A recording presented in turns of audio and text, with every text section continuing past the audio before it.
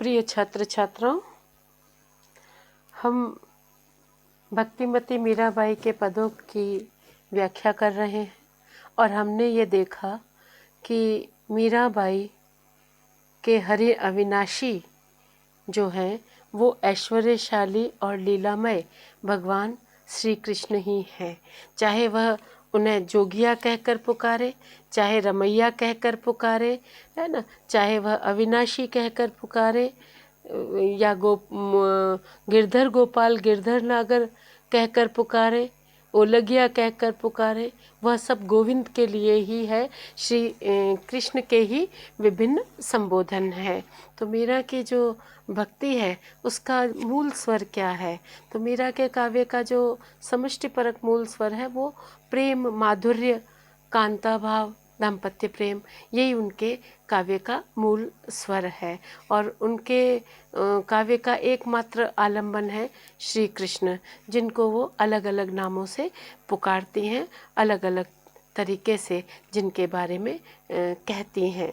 और मीरा की भक्ति के बारे में मैं कई बार पहले भी बता चुकी हूँ कि ये माधुर्योपासना है, प्रेमा भक्ति है ना। भक्ति के कई रूप माने, नवधा भक्ति भी है, प्रपत्ति वाली भक्ति भी है। तो मीराबाई के काव्य में हमें जो वैष्णव भक्ति के जो रूप हैं वो मिलते हैं। नारदीय सूक्त में और शांडिल्य भक्ति सूत्र में हमें भक्ति की अलग अलग व्याख्या मिलती है। वो थोड़ी अभी नीरस हो जाएगी, उसके बारे में एक लेक्चर में अलग बनाऊंगी या आपको पीडीएफ के माध्यम से बताऊंगी।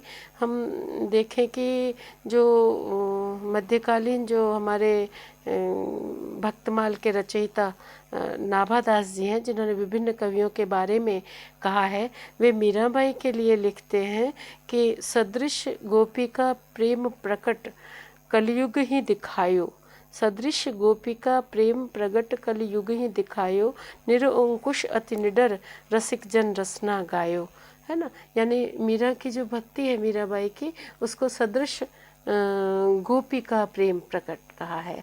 तो मीराबाई की जो प्रेमा भक्ति, रागानुगा भक्ति के बारे में सभी ने कहा है। एक जगह और भी लिखा हुआ हमें मिलता है कि गोपिन की सी प्रीति रीति कलिकाल दिखाई, रसिक राय जस गाई निडर रही संत सुभाई, नौबत भक्ति घुराई के पति सो गिरधर ही सजे।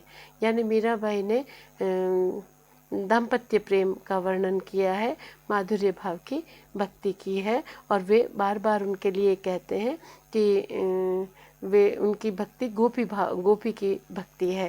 एक जगह और भी हमें लिखा हुआ मिलता है जो नारदीय भक्ति सूत्र है उसमें कि भक्ति परम प्रेम स्वरूपा यथा ब्रज गोपिका नाम, है ना।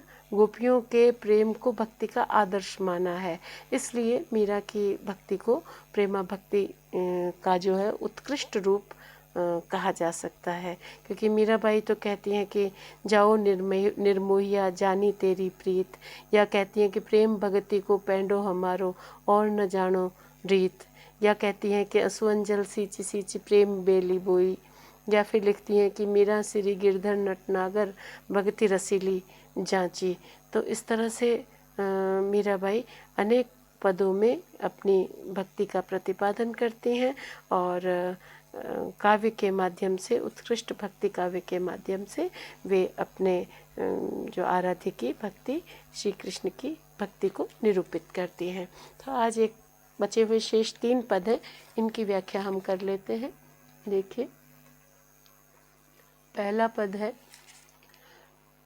मन रे परस हरि के चरण, सुभग शीतल कमल कोमल, त्रिविध ज्वाला हरण, जे चरण प्रहलाद पर से इंद्र पदवी धरण, जिन चरण ध्रुव अटल कीनो राखी अपनी शरण, जिन चरण ब्रह्मांड भेट्यो नक्श शिखी श्री धरण, जिन चरण प्रभु परस लीनो गौतम तरी गौतम धरण, जिन चरण काली ही नाथ्यो गोप लीला करण, जिन चरण धार्यो गोवर्धन गर्भ मधवा हरण, दासी मीरा लाल गिरधर अगम तारण तरण। देखिए, इसको मन को संबोधित करती हैं। हे मन, परस हरि के चरण, तू भगवान के चरणों का स्पर्श कर, है ना। मन कैसे स्पर्श करेगा, यानी मन भगवान की भक्ति में रमेगा, है ना। हे मन, तू श्री कृष्ण या भगवान के चरणों का स्मरण कर, है ना, स्पर्श कर।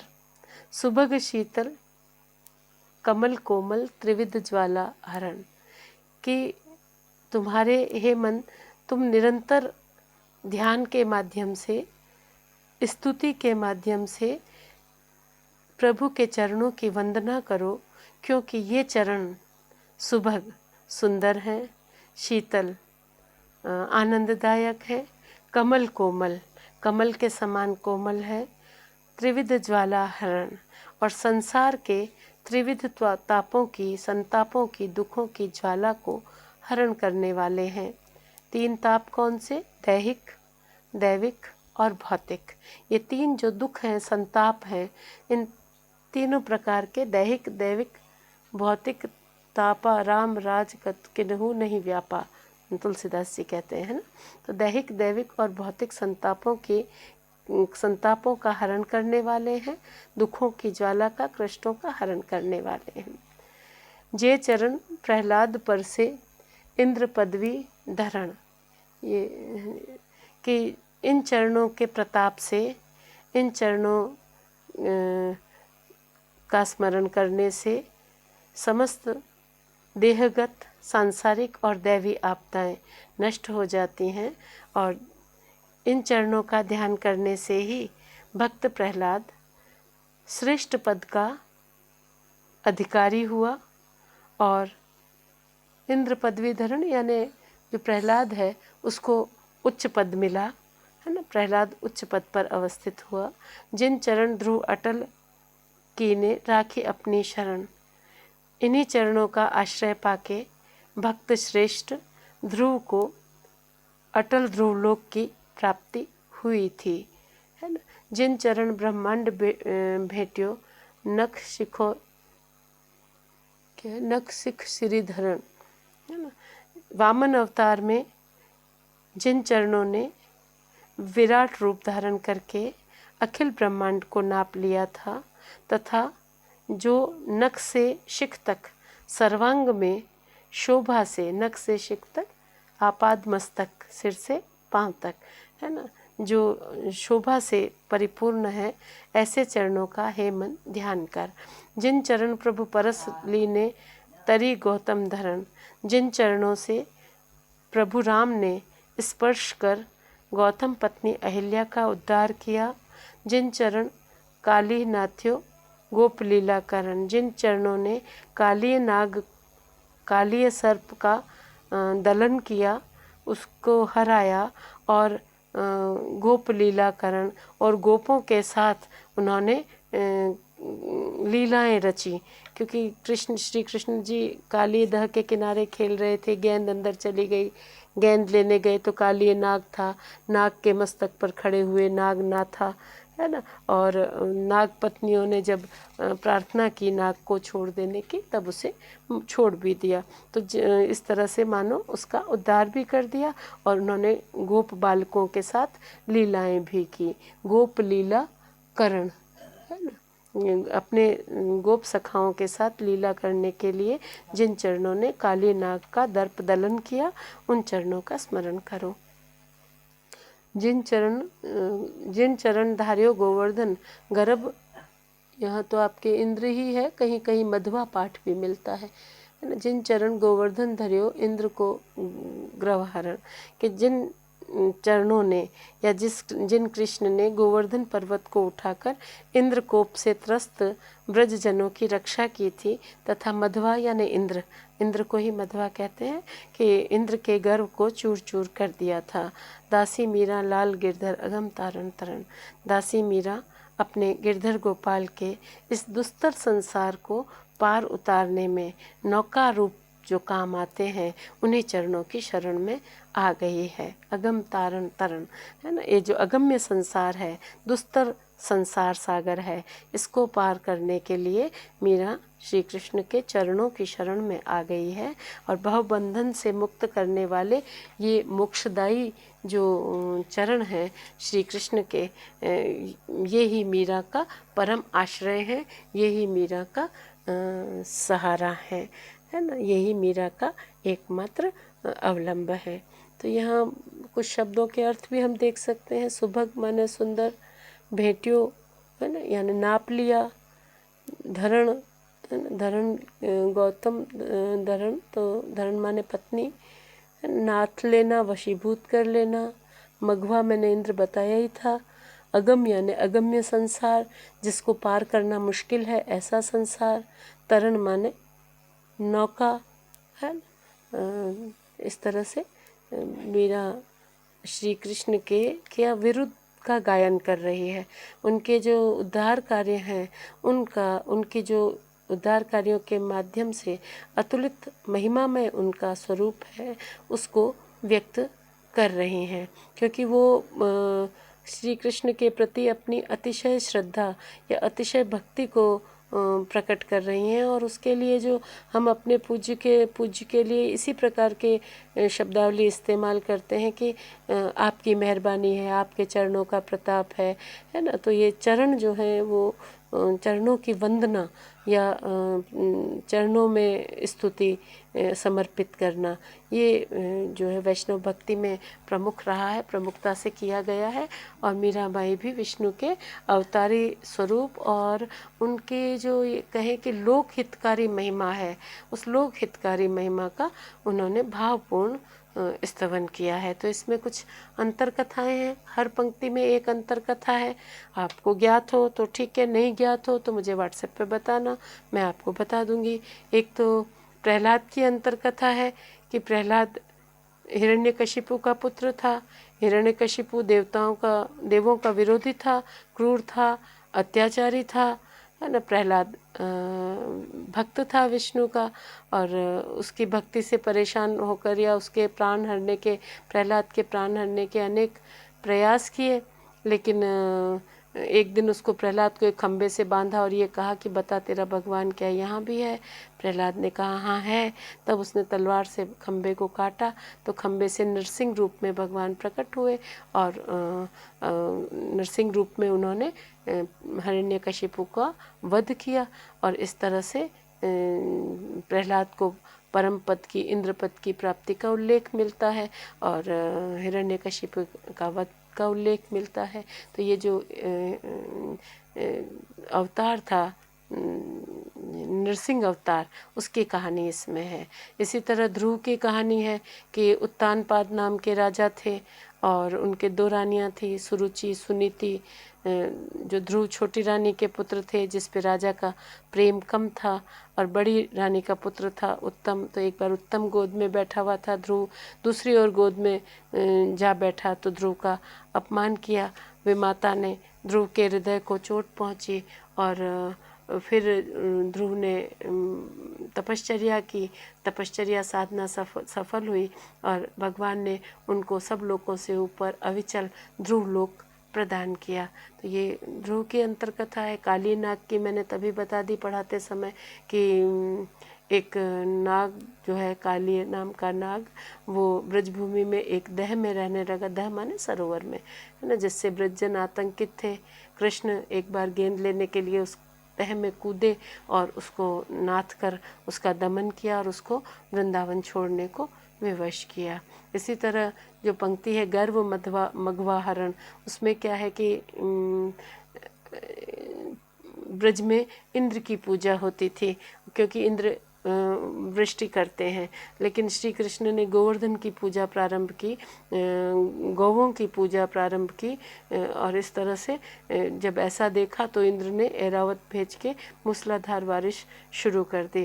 और उस बारिश से बचने के लिए श्री कृष्ण ने गोवर्धन पर्वत को अपनी उंगली पर उठाया और उसके नीचे रख करके, और जल प्लावन से या जो अतिवृष्टि थी उससे जो ब्रजजन कष्ट पा रहे थे, आर्त हो गए थे, उनकी रक्षा की।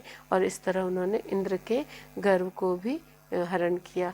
अहिल्या का आपको पता ही है कि राम जो अवतार था विष्णु का, उन्होंने उनके चरण के स्पर्श से जो अहिल्या जो पाषाणी हो गई थी वो नारी हो गई थी। वामन अवतार भी मैंने एक बार पहले बताया था कि बलि नाम का राजा बहुत ज़्यादा दानी था और वो इंद्र का पद पा लेता, उससे रोकने के लिए एक बौने का वामन माने बौने का अवतार धारण करके दान लेने विष्णु पहुँचे। बलि ने कहा कि मुझे तो 2.5 पग जमीन चाहिए, है ना। तो बलि ने हाँ कर दी, लेकिन गुरु को पता चल गया था, शुक्राचार्य को रोकने की उन्होंने कोशिश की, लेकिन बलि तो माना नहीं, उसने किया और 2 चरण से तो ब्रह्मांड नाप लिया।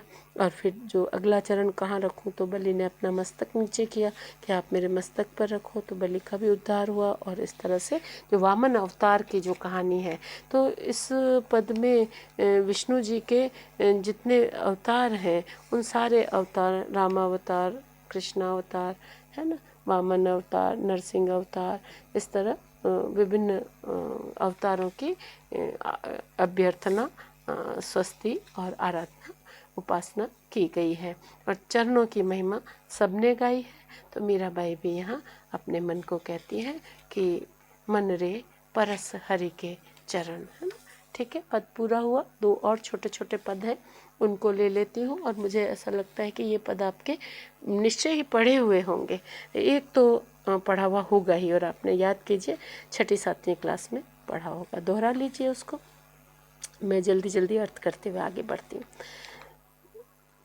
मैंने राम रतन धन पायो, है ना। अब देख लो आप, राम रतन धन पायो, मीराबाई भी राम शब्द का भी प्रयोग कर रही है ना, लेकिन मूल जो उनकी चेतना है वो तो कृष्ण के प्रति है।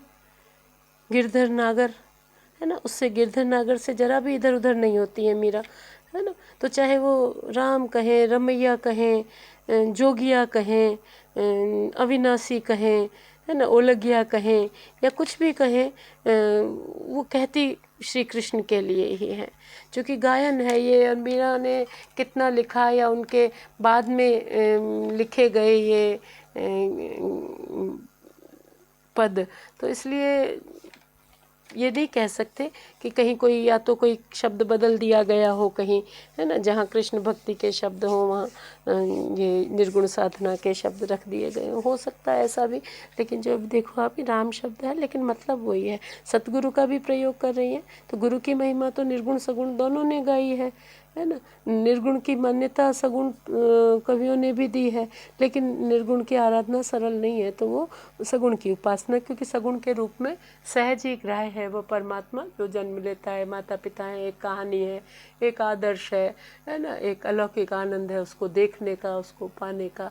तो इस तरह से जीवन में भक्ति जो है वो एक सामाजिक जो महत्व है भक्ति का, वो इन कवियों ने स्थापित किया। क्योंकि भक्ति, इनकी मुक्ति और इनकी भक्ति अकेले की नहीं है, ये सबके साथ समष्टि रूप में ही सार्थक होती है। तो यहाँ मैंने राम रतन धन पायो, मीराबाई कहती हैं कि मैंने प्रभु की भक्ति रूपी रत्न प्राप्त कर लिया है, राम भक्ति रूपी धन प्राप्त कर लिया है, मैंने कृष्ण रूपी धन प्राप्त कर लिया है, मैंने उस अलौकिक ईश्वर रूपी धन को प्राप्त कर लिया है ना। मैंने ऐसा रत्न पा लिया है जो खर्चा नहीं जा सकता, चोर नहीं ले सकता, जिसको कोई चुरा नहीं सकता। मेरे पास ऐसी पूंजी है, क्योंकि मैंने उस परम सत्य को पा लिया है, जिसको पाने के लिए बुद्ध ग्रह त्यागी हुए, जिसको पाने के लिए अनेक दार्शनिकों ने इतना विवेचन किया, है ना। मीरा कहती है कि इसको मैंने प्राप्त कर लिया है, मैंने राम रतन धन पायो। इसका ये पाठ भी मिलता है, पायो जी मैंने राम रतन धन पायो, है ना। वसत अमोलक दी मेरे सतगुरु, करी कृपा अपनायो। मुझे मेरे गुरु ने, जो मैंने कहा था कि सतगुरु की महिमा का गान कबीर भी करते हैं, यानी सारे संत कवि भी करते हैं, और जो सगुण के उपासक हैं वो भी करते हैं। तो पायो जी मैंने राम रतन धन पायो, बसत अमोलक दी मेरे सतगुरु। मेरे सतगुरु ने मुझे एक अनमोल तत्व दिया, अनमोल चेतना दी, अनमोल ज्ञान दिया, अनमोल ब्रह्म से साक्षात्कार करवाया, मुझे भक्ति दी, करी कृपा अपनायो, और उनकी बड़ी कृपा रही मेरे सतगुरु की कि उन्होंने मुझे अपनाया। ये अर्थ नहीं है कि मैंने कृपा करके उनको अपनाया, नहीं नहीं नहीं, है ना। ये परमात्मा की भक्ति, प्रभु की भक्ति की बात है, जिस मार्ग पर सतगुरु लेकर के जाता है, या आंतरिक आलोक को जागृत करता है, या ज्ञान देता है, या अंतर चक्षु खोलता है। क्योंकि अनंत का दर्शन तो अनंत नेत्रों के माध्यम से ही किया जा सकता है। अनंत का दर्शन जो है वो सांसारिक नेत्रों से नहीं किया जा सकता। तो ऐसा चित्रण जब करते हैं तो बसत अमोलक दी मेरे सतगुरु करी कृपा अपनायो। गुरु की यह कृपा रही कि उन्होंने मुझे ज्ञान दिया और मुझे एक ऐसी अनमोल मुझे वस्तु दी, एक अनमोल चैतन्य प्रदान किया, मेरे अंतर चक्षुओं को खोला और मैंने जो राम रतन धन को प्राप्त किया, मैंने प्रभु को प्राप्त किया। ठीक है, अगली पंक्ति देखें। जन्म जन्म की पूंजी पाई जग में सबे खोआयो। क्या कहती है कि मुझे कई जन्म मिले होंगे, है ना। जन्म जन्म की पूंजी पाई, जन्म जन्म करके, एक एक जन्म करके, जन्म मरण के चक्कर में पड़ के मैं कई बार इस संसार में आई होंगी, लेकिन जग में सबे खोआयो, है ना।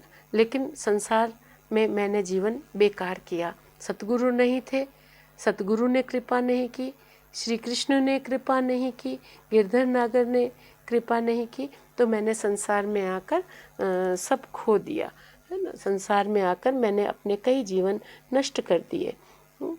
खर्चे नहीं कोई चोर न लेवे, दिन दिन बदत सवायो। लेकिन अब मेरे पास एक ऐसा धन है जो कहीं खत्म नहीं हो सकता, है ना। जितना खर्च करेंगे उतना ही यह बढ़ता है। खर्चे नहीं कोई चोर न लेवे, यह कोई सांसारिक धन नहीं है कि कोई चोर इसको चुरा ले।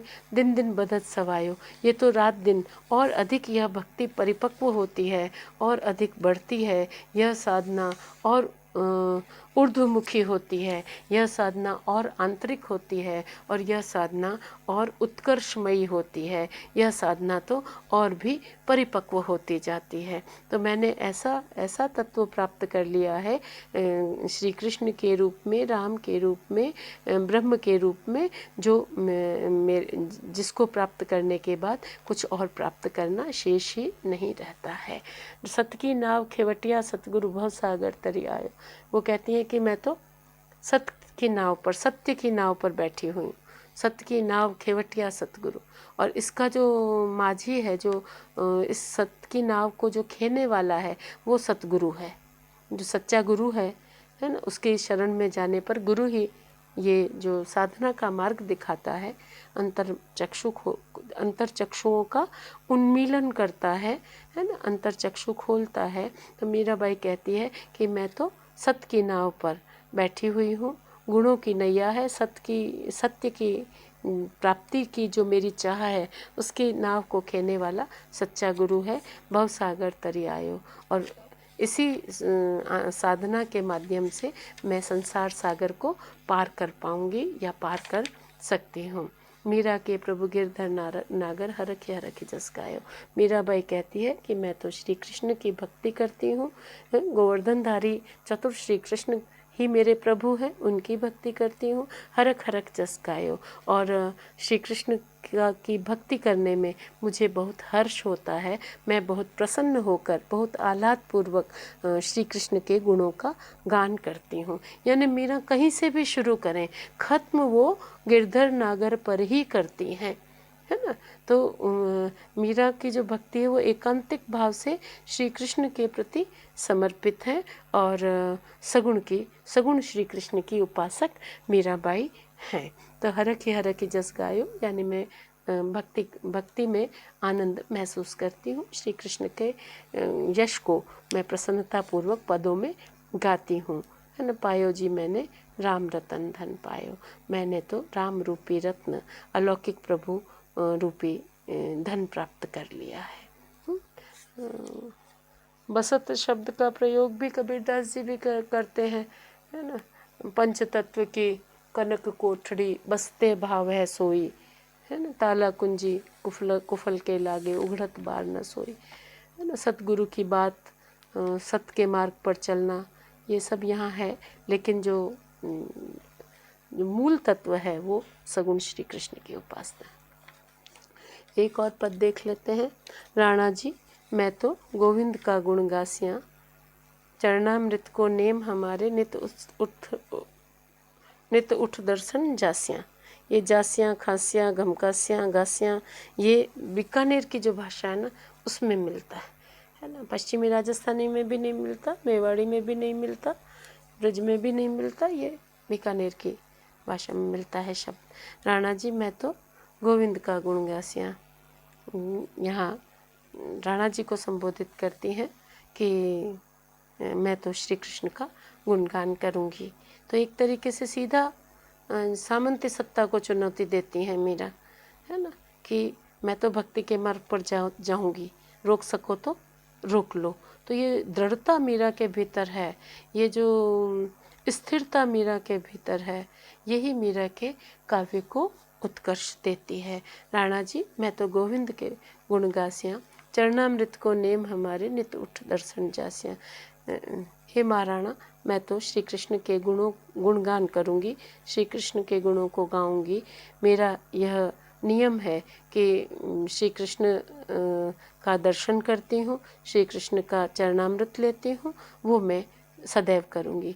हरि मंदिर में निरत करास्या घुंघरिया घमकास्या, मैं तो श्री कृष्ण के मंदिर में कीर्तन करूँगी, सत्संग करूँगी, नृत्य करूँगी, और इस तरह से मैं तो श्री कृष्ण के अनुराग में डूबी हुई घुंघरू पहनकर या झांझर पहनकर मैं नृत्य करूँगी। राम नाम का जहाज चलास्या, जहाज माने जहाज है, राम के नाम का जहाज चलाऊँगी, जहाज या नौका जिस पर बैठकर नदी सागर पार किया जाता है, कहते हैं कि भव सागर तर जासिया। राम नाम के जहाज पर बैठकर, है ना, भक्ति के जहाज पर बैठ कर के कृष्ण राम यानी प्रकारांतर से विष्णु, है ना, ईश्वर के नाम के जहाज पर बैठकर या जहाज को मैं चलाऊंगी और भव सागर तर जाऊंगी और इस तरह संसार सागर को पार करूंगी। भक्ति के माध्यम से संसार सागर पार करूंगी। या संसार बाढ़ का कांटा जहाँ संगत नहीं जास्या, ये संसार तो बाढ़ के कांटे के समान है, थोहर के कांटे के समान है, जहाँ संगत नहीं जास्या, इसके साथ मैं नहीं जाऊंगी, है ना। संसार जिधर चलता है उधर नहीं चलूँगी, है ना। संसार से हट करके, विरक्त हो करके, अनासक्त हो करके मैं कृष्ण में अनुरक्त रहूँगी, मैं भक्ति में अनुरक्त रहूँगी, मैं भक्ति में लीन रहूँगी। यो संसार बाढ़ का काटा जहाँ संगत नहीं जासियाँ, मीरा के प्रभु गिरधर नागर निरख परख गुण गासियाँ। मीरा कहती है कि मुझ में इतना विवेक है ना, मुझ में इतना चैतन्य है कि मैं संसार और परमात्मा दोनों में से किसको चुनूँ। तो मेरा चयन स्पष्ट है ना, निरख परख के मैंने तय कर लिया है, मैंने देख करके जांच करके यह तय कर दिया है कि भक्ति मार्ग ही मेरे लिए अनुकूल है और श्री कृष्ण की भक्ति ही मेरे लिए केवल एकमात्र मार्ग है। यह जो नश्वर संसार है ये मुझे नहीं बांध सकता, मैं इसके साथ नहीं रहूँगी। ये जो नश्वर संसार है इसके दायरे में मैं नहीं बंध सकती, इसकी बंदिश में मैं नहीं रह सकती। ये तो कांटे के समान है, इसके साथ मैं नहीं जाऊँगी, जिधर लोक जाता है उधर मैं नहीं जाऊँगी। बल्कि मीराबाई कहती है कि भक्ति के माध्यम से उन्होंने ये तय कर लिया है कि वे श्री कृष्ण की भक्ति को ही अपने जीवन का सार मानती हैं या सर्वस्व मानती हैं।